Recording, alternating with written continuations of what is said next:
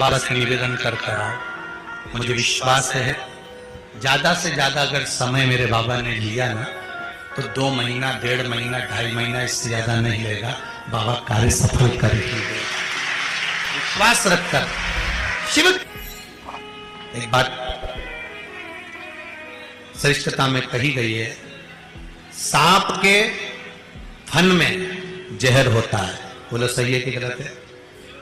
मधुमक्खी के डंक में जहर होता है। सही है?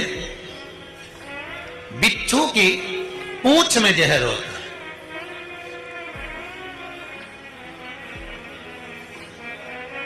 पर मनुष्य जो छल करने वाला होता है, कपट करने वाला होता है, एक दूसरे को धोखा देने वाला, झूठ बोलने वाला, छल करने वाला जो होता है, उसके तो रोम रोम में जहर होता है।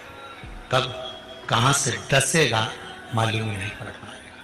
पर सांप को तो पहचान कर कह दोगे कि ये काटने वाला है। बोलो सही है कि गलत है? बिच्छू को देखकर डर जाओगे कि ये काटने वाला है। मधुमक्खी का डंक देखकर डर जाओगे कि मधुमक्खी काटने वाली है। इंसान को कैसे पहचानोगे कि यह काटने वाला है? मनुष्य को कैसे पहचानोगे कि यह काटेगा? मानव को कैसे पहचानोगे कि ये काटेगा? हो सकता है तुम्हारे नजदीक में रहता हो, तुम्हारे साथ में रहता हो और कई वर्षों तक साथ रह रहा हो, कब काट जाएगा आपको मालूम पड़ेगा? नहीं, सांप को देखकर भय जाएगा कि इस काट सकता है, बिच्छू काट सकता है, सांप, ये मधुमक्खी मुझे डंक मार सकती है, पर मनुष्य को कैसे पहचानोगे? तो शिव महापुराण की कथा एक बात बहुत सुंदर कहती है कि जितने विषैली हैं मधुमक्खी शंकर जी के पास,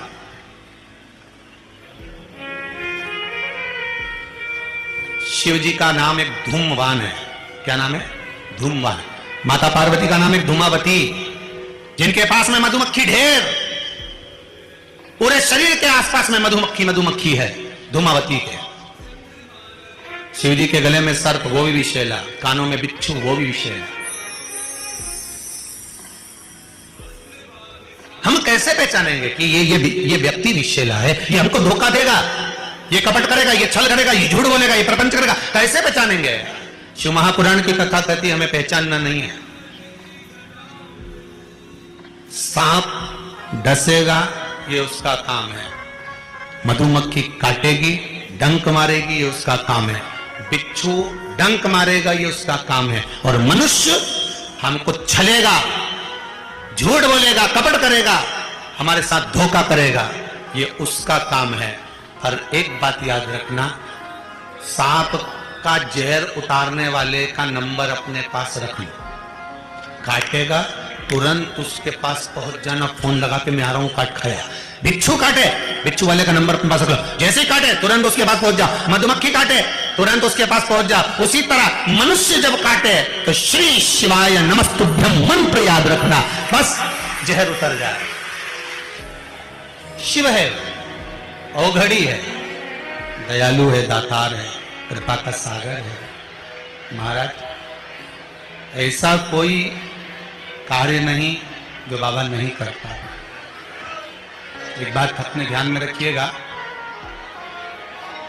जिस समय पर आपको लगे कि कोई समस्या बहुत बड़ी आके खड़ी हो गई है, और बहुत बड़ी समस्या है, और आपकी दृष्टि में लग रहा है कि आपको ये समस्या बहुत बड़ी है, आपकी दृष्टि में आपको ऐसा महसूस हो रहा है कि ये समस्या बहुत बड़ी है और इसका कोई हल नहीं निकल रहा, सब जगह से होकर आ गए, हर जगह जाकर निवेदन कर लिया, विनती कर ली, और वो समस्या आपको लगता है कि बहुत बड़ी है, तो शिव महापुराण की कथा कहती है, महाराज बेलपत्री के पेड़ के नीचे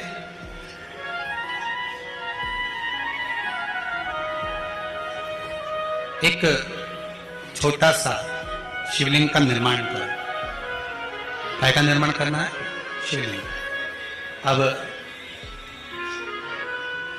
बेलपत्री के पेड़ के नीचे आप अगर सोचो कि भाई मैं ब्राह्मण हूं, सफेद मिट्टी का शिवलिंग बनाना है,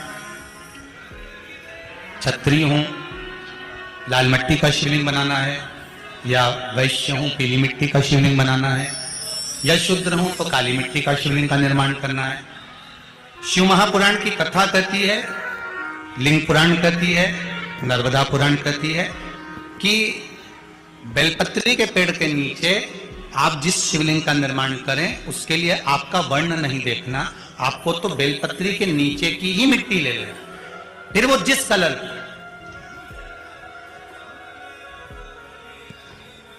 हाँ, अगर आप घर में शिवलिंग का निर्माण कर रहे हो तो आपको वर्ण देखकर मिट्टी लेना है कि हम ब्राह्मण है तो सफेद मिट्टी का शिवलिंग बना ले, वैश्य है पीली मिट्टी का बना ले, क्षत्रिय है लाल मिट्टी का बना ले, शूद्र है तो काली मिट्टी का बना ले।